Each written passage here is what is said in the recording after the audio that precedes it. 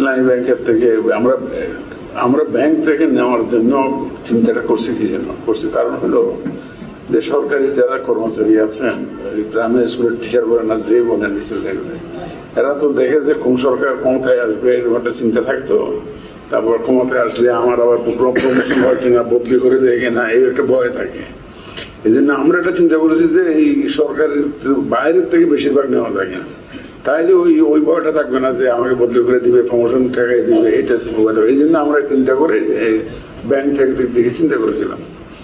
তা আমাদের কাছে অভিযোগ এসছে জানার কারণে যে পলিটিক্যালি মোটিভেটেড ব্যাংক অফিসিয়ালস, এটা আমরা will take care of this. আপনাদের এই কনসার্ন আমরা অ্যাড্রেস করবো ইনশাল্লাহ।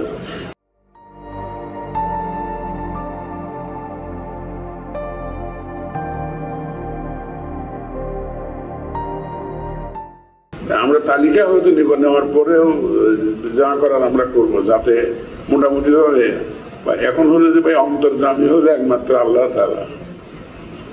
এখন অন্তরের মধ্যে আপনি কোন দলীয় মনোবৃত্তি আছে কিনা এটা তার আমি জানা সম্ভব না। তবে আপনি দলীয় দলদাসের মতো কাজ করতে পারবেন না, সেটা আমরা নিশ্চিত করবো।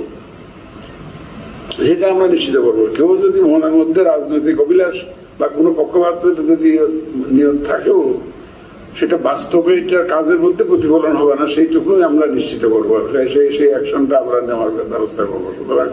সুতরাং আশা করি, আমি একটা কথা প্রায় সময় বলি যে কর্তার ইচ্ছা কীর্তন করে অনেকে।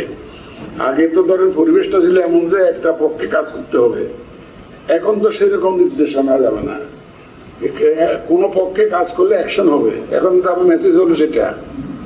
এখনকার মেসেজ আর আগের মেসেজ ভিন্ন।